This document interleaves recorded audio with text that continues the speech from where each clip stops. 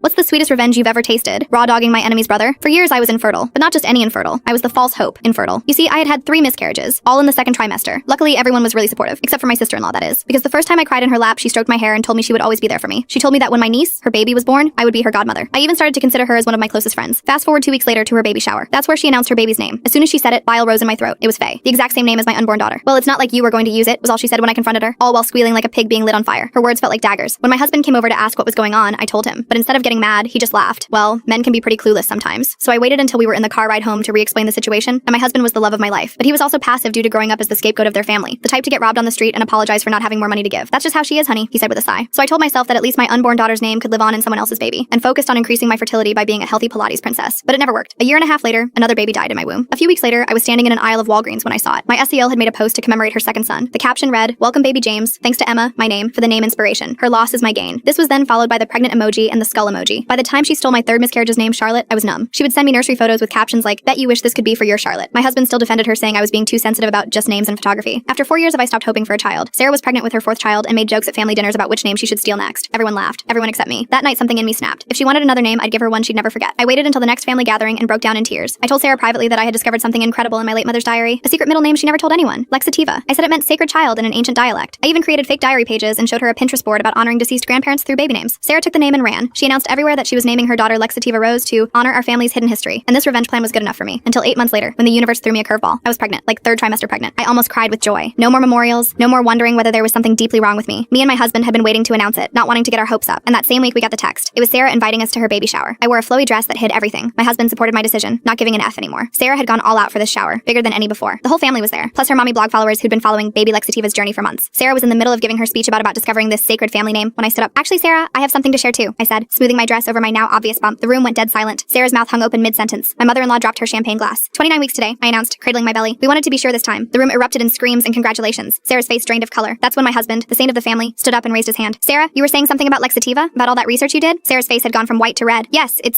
means sacred child in ancient—" "That's so weird," he interrupted, pulling out his phone. "Because when I Google Lexativa, all I get are medical websites about constipation relief." I had to hold my nose just to stop myself from laughing. The rest of the room was silent. I grabbed my husband's hand and walked out. It was a proud moment for all 3 of us. But I was fast asleep at 4 a.m. when I felt a sharp pain in my stomach. One I had felt 3 times before. Me and my husband rushed to the hospital, but I already knew the truth. It was a miscarriage. Turns out one of my nighttime prenatal gummies had been swapped for something that was fatal to my baby. I instantly knew Sarah was behind it. Full story on channel, link below.